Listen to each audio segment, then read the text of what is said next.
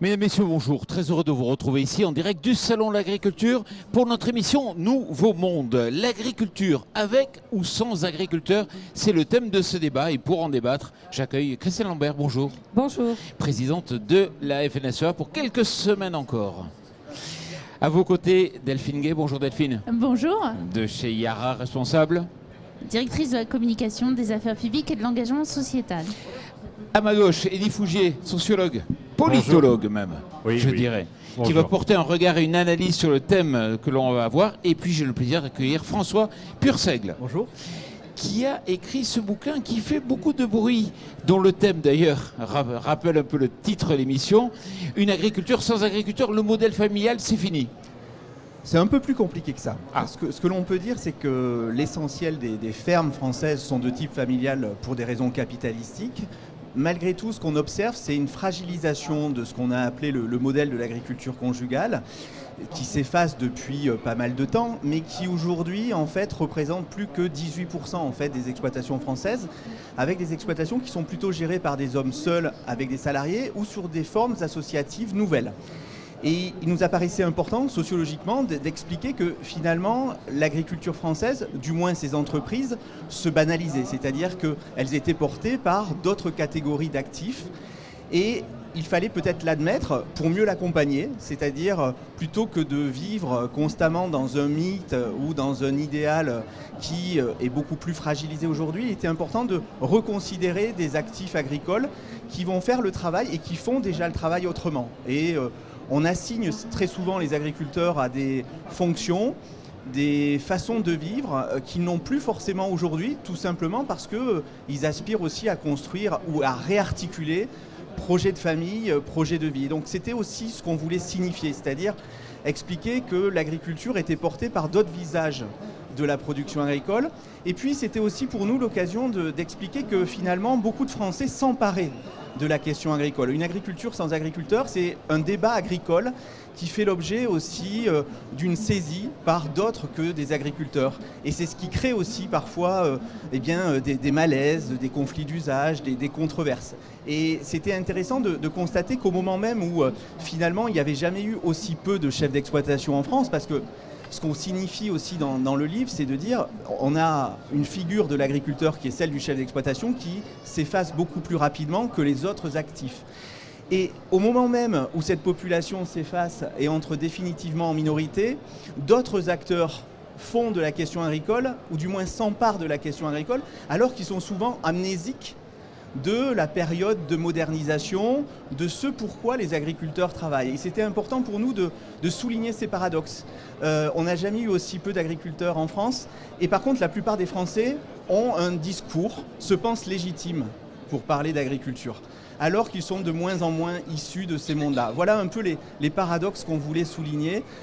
Au-delà du titre provocateur, il s'agissait pour nous de dire finalement le visage du producteur agricole change et il est important quand même de l'admettre.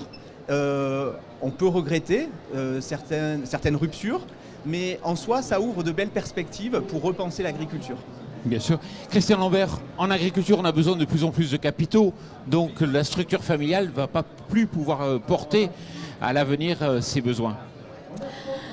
Je crois qu'il y a en France beaucoup de nostalgie derrière le mot agriculture familiale. Déjà, quand j'étais présidente du CNJA il y a 25 ans, nous n'étions que 3 agriculteurs ou agricultrices au sein d'un bureau de 15 à travailler en couple. Donc cette agriculture familiale et matrimoniale, c'est celle qui décline. Par contre, l'agriculture familiale, c'est-à-dire exploitation détenue par des capitaux familiaux qui se transmettent de génération en génération, elle est encore très présente. Alors très souvent dans l'inconscient ou le subconscient ou dans le rêve de certains, c'est une petite agriculture familiale, alors que ça peut être une grande taille d'exploitation dans différents domaines d'ailleurs, tant en grande culture qu'en élevage ou qu'en arboriculture, parce qu'en France la taille est souvent débattue. Mais ce qui change par contre, c'est l'arrivée de nouveaux jeunes, vous l'avez très bien décrit, jeunes ou moins jeunes, d'ailleurs aussi pas mal mal de cadras qui veulent changer de métier, qui veulent un métier de sens, un métier de création, un métier où on n'a pas une hiérarchie N+3, +4, +5, voire +11, j'ai entendu ces derniers temps. Et donc, un métier d'initiative et un métier qui finalement a une certaine permanence dans sa mission, qui est la production d'alimentation, qui se double aujourd'hui d'autres fonctions, notamment en raison des problématiques territoriales très différentes d'un département à l'autre. Quand on est dans le Cantal ou dans le Maine-et-Loire, on n'a pas les mêmes contraintes environnementales.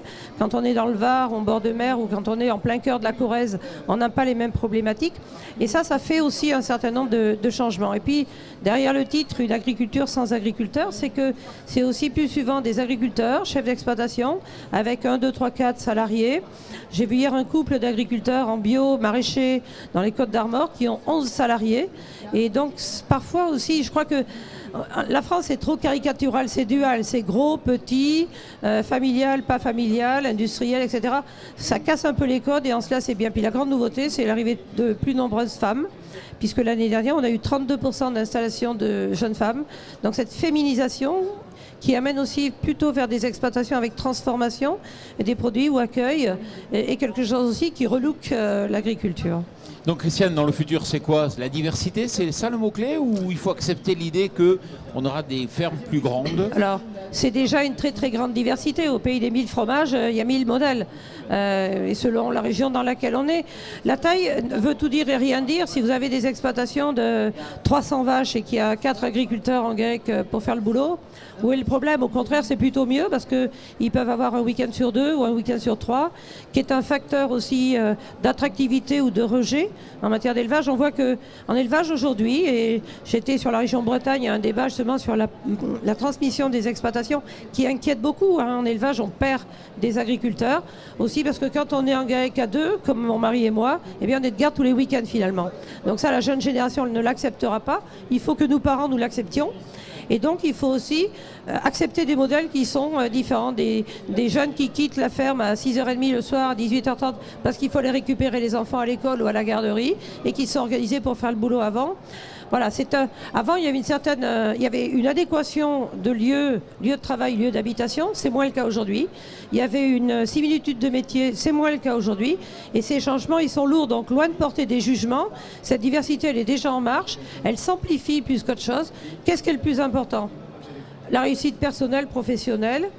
Bon, en agriculture, il y a des jugements, mais même pas qu'en agriculture. Le regard des autres pèse parfois beaucoup.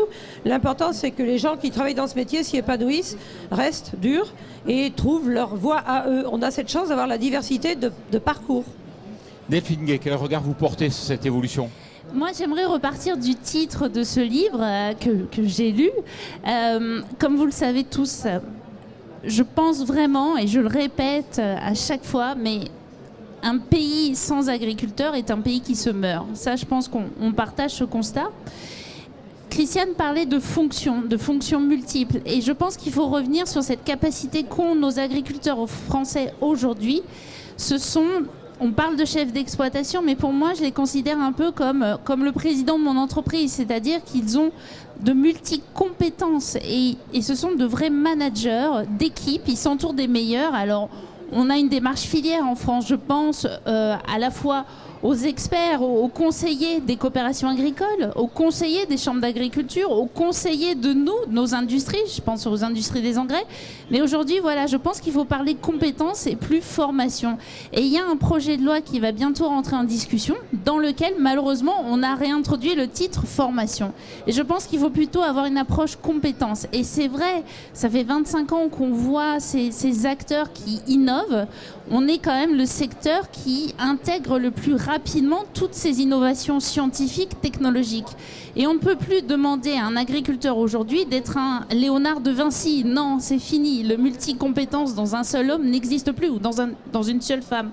Et je pense que nous, notre rôle en tant qu'industriels, et d'ailleurs toute la semaine au salon, nous avons des agriculteurs qui viennent parler à nos côtés avec nous de ces innovations que nous leur proposons. Et il faut que cette démarche filière d'accompagnement, d'expertise apportée aux agriculteurs, c'est ça le grand changement. C'est-à-dire qu'un agriculteur et une agricultrice aujourd'hui doivent s'entourer des meilleurs experts que nous avons heureusement aujourd'hui, que ce soit dans nos COP, dans nos chambres d'agriculture. Nos experts agronomiques de nos industries sont là justement pour apporter ces compétences, et c'est l'agricultrice et l'agriculteur qui au final font que toutes ces compétences et ces expertises produisent aujourd'hui une agriculture de qualité qui permet de nous nourrir. Malgré tout, pour bien s'entourer, il faut quand même avoir un minimum de compétences. Et la compétence, on l'acquiert par la formation initiale ou continue, la formation tout au long de la vie. Mais pour discuter, être en vis-à-vis intelligent et dont on tire quelque chose d'un conseiller de gestion, d'un banquier, etc., c'est pas mal d'avoir quand même un tronc commun. Moi, je vois dans mon organisation ceux qui ont une formation initiale solide, ceux qui ont une formation initiale moins solide. Bien sûr, il y a l'acquisition tout au long de la vie, mais malgré tout, et pour être son propre chef et rester maître chez soi, si on peut dire, c'est quand même pas mal d'avoir un minimum de connaissances. Et ce qui manque le plus peut-être dans la formation des agriculteurs, c'est les qualités de gestionnaire. On a aujourd'hui des aléas de plus en plus nombreux, des aléas économiques qui font qu'on peut avoir des cours très élevés, puis des effondrements, des aléas climatiques, une certaine instabilité qui s'invite. Faut savoir rester zen, prendre du recul, être en capacité de décortiquer tous les éléments de son compte d'exploitation générale. Et ça, malgré tout, il y a quand même un minimum d'apprentissage. J'en vois trop qui ne maîtrisent pas et qui, du coup, sont vite dépossédés de leurs propres décisions. Eddy Fougier, vous avez un regard extérieur. Est-ce que le monde agricole fait preuve de réalisme? Est-ce que quand vous l'observez, c'est vrai que le livre de François Purseigle a secoué le monde agricole. Et que moi, quand je rencontre les agriculteurs, ils me disent, avec le défi démographique qu'on a devant, il va y avoir des concentrations et on va aller vers l'agriculture de firme. C'est ce qu'on me dit, c'est pas forcément la réalité. Est-ce que vous pensez que, justement, le monde agricole est capable de voir les évolutions? Alors, moi, j'aurais quelques remarques à faire sur ce qui vient d'être dit. Moi, effectivement, je reprends le terme de François qui parle d'assignation et puis ce qu'a dit Christiane Lambert sur cette idée de nostalgie. C'est-à-dire que du côté de la société, qu'on le veuille ou pas, on a du mal à accepter le fait qu'un agriculteur soit un acteur économique comme un autre.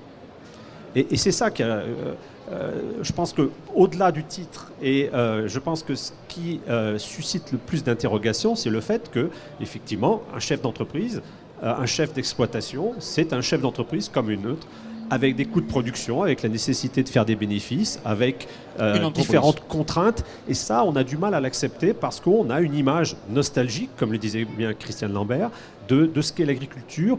Et on a du mal aussi, il y a toujours un biais dans les attentes sociétales en faveur plutôt de l'artisanat versus industriel. Donc effectivement, cette idée d'une agriculture à l'ancienne de nos grands-parents, comme le disait un ancien ministre.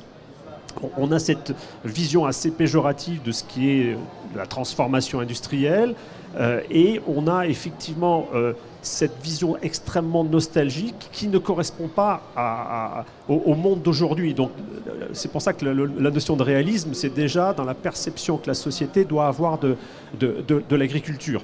Ça, c'est le premier aspect. Et de l'autre côté, effectivement, tous les processus de transformation qui se déroulent actuellement et qui ont été bien décrits dans cet ouvrage, ça génère, ça conforte cette crise un peu existentielle que vit le monde agricole depuis quelques années, que ce soit effectivement cette crise de l'agriculture familiale, quel que soit le contenu qu'on va mettre derrière cette notion, ou, mettons les pieds dans le plat, la crise aussi du mode de production conventionnel. On voit bien en ce moment, avec tous les débats, avec toutes les manifestations qui se sont déroulées, qu'il y a un certain nombre, en termes réglementaires ou en termes d'acceptation sociale, un certain nombre d'éléments qui ne sont plus nécessairement aussi bien acceptés qu'auparavant, que ce soit du côté des phytos ou du côté de l'élevage intensif. Donc on voit bien que il y a une crise existentielle avec je pense que ce qui a choqué dans ce titre, c'est pas uniquement est-ce qu'il y aura une agriculture sans les agriculteurs, mais est-ce qu'il y a encore une agriculture ? C'est ça, d'un certain point de vue, avec cette inquiétude légitime que peuvent avoir les betteraviers, qui, effectivement, suite à la décision prise par la Cour de justice des communautés européennes, de l'Union européenne, se pose la question de savoir s'ils vont continuer à pouvoir produire. Donc, je dirais, il y a ces deux dimensions, cette incompréhension de la société par rapport à ce qu'est l'agriculture d'aujourd'hui, avec la difficulté à admettre que c'est une activité économique comme une autre, et l'agriculteur n'est pas subventionné pour fournir un bien commun ou n'est pas là pour garantir la beauté des paysages, le savoir-faire, ce qu'on voit un peu au salon de l'agriculture, dans certains halls. Et de l'autre côté, il y a effectivement cette idée cette crainte que l'agriculture telle qu'on la connaissait auparavant, du côté des producteurs, ne soit plus nécessairement celle que l'on va avoir demain. Je voudrais juste revenir sur et nuancer peut-être ce que vous évoquiez sur ce basculement. Je ne pense pas qu'on assiste à un basculement. Les agricultures françaises ne vont pas devenir des agricultures portées uniquement par des projets de type industriel ou de grande taille. Je pense que les agriculteurs de taille moyenne ou de petite taille sont amenés par contre à coexister avec d'autres formes d'entreprises. L'agriculture française, elle est à la fois artisanale, commerciale, patrimoniale et parfois industrielle. Voilà. Il faut admettre que finalement, l'adjectif d'agricole ne permet pas complètement de tout caractériser d'une entreprise et d'une exploitation agricole. Et aujourd'hui, on voit bien que les stratégies, elles sont multiples. C'est ce qu'on voulait justement signifier à travers cet ouvrage, en disant, face aux défis qui sont ceux des exploitants, de leurs familles, des défis en termes de renouvellement des actifs, des défis autour du changement climatique, il y a une réorientation des objectifs. C'est-à-dire que finalement, un chef d'exploitation, c'est un chef d'entreprise qui va décider parfois de s'associer avec son voisin et donc de créer des fermes qu'il faudra admettre aussi dans le paysage, des fermes qui relèvent d'une mutualisation d'outils. On va faire appel à des salariés, si on peut en embaucher. On va faire appel à des sous-traitants, si on a envie de ne pas tout faire. Parce que tout simplement, on ne peut pas tout faire ou on ne veut pas tout faire. Bref, finalement, on est face à des chefs d'entreprise qui réorientent leurs objectifs en fonction des moyens qui sont les leurs face à l'effacement de la population des actifs familiaux. C'est aussi en substance qu'on voulait signifier. Voilà. Non pas un basculement, mais une transformation, une recomposition. Christiane Lambert. Oui, là nous sommes entre spécialistes et c'est bien de l'aborder ainsi. C'est vrai que dans les grands médias et en ce moment, au moment du Salon de l'agriculture, pour eux, l'agriculture, c'est la grande ferme céréalière du centre de la France ou la petite exploitation laitière de Bretagne ou l'exploitation viande bovine du Massif central.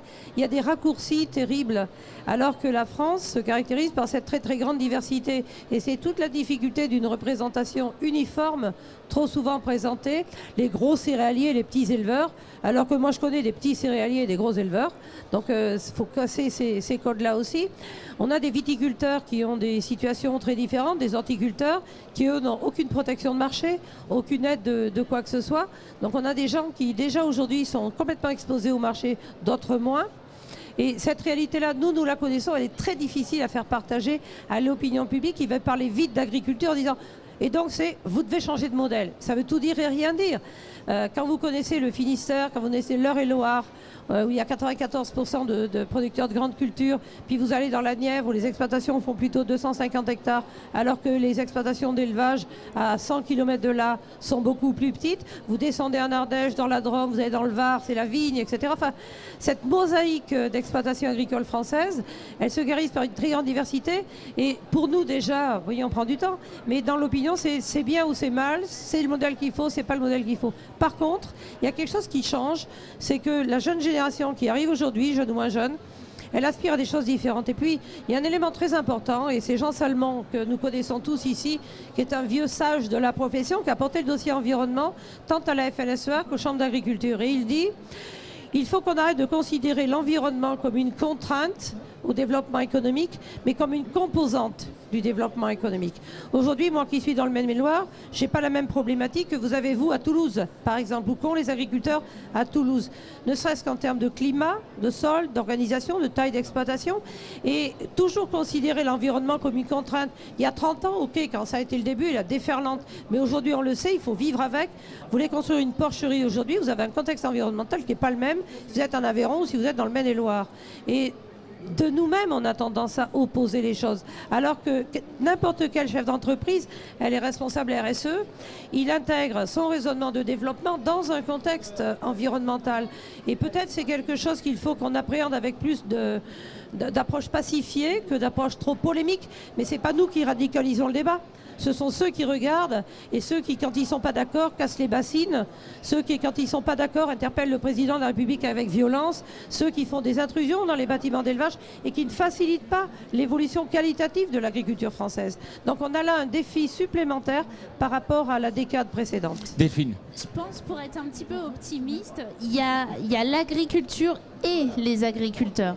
Et aujourd'hui, on le voit, et ce qui est rassurant dans les nombreux échanges que nous avons avec les visiteurs, c'est qu'on a vraiment des visiteurs qui reconnaissent justement cette diversité d'agriculteurs et d'agricultrices. Et ça, je trouve que c'est de plus en plus fréquent. Au début, il y a encore 20 ans, on avait en effet une association des fois un peu courte sur « Ah mais vous êtes les grands pollueurs de la Beauce ». Et là, on le voit moins parce qu'on a des visiteurs qui sont curieux, qui ont passé la porte, franchi la porte des exploitations, qui vont à la rencontre des agriculteurs et des agricultrices sur le terrain. C'est vrai qu'on a encore peut-être trop souvent des raccourcis qui peuvent être faits par quelques médias, des médias notamment. Mais voilà, il y a ce côté positif de la nouvelle génération qui, je pense, enfin se sont rendus compte de cette diversité des agriculteurs et des agricultrices. Et on sort de cette opposition, je pense, entre agriculture. Nous sommes presque arrivés au terme du débat. Toute dernière question, est-ce que le modèle familial est très résilient, très économe? Et c'est pour ça aussi qu'il se perpétue. Il a été très résilient. Pourquoi? Parce que le modèle familial reposait sur des formes de bricolage. C'est-à-dire qu'on faisait travailler le grand-père, on faisait travailler la grand-mère qui n'avait pas de statut très souvent. Et heureusement que ça change. Heureusement que les épouses, les conjointes, les grand-mères ont acquis aussi un statut, se sont battues pour ça. Il y a des formes de bricolage qu'on n'admet plus aujourd'hui. C'est pour ça que finalement la résilience, elle est à reconstruire sur de nouveaux fondements. Et ces fondements, ça passe par un recours à d'autres types de main-d'œuvre aussi. Et donc cette résilience d'hier, elle est à repenser aujourd'hui. Une agriculture sans agriculteurs, la révolution indicible, d'ailleurs le mot est bien choisi, c'est le thème donc de ce débat et aussi de cet ouvrage. Christian Lambert, Delphine Gay, Eddy Fougier et François Purseigle, merci beaucoup et merci à vous.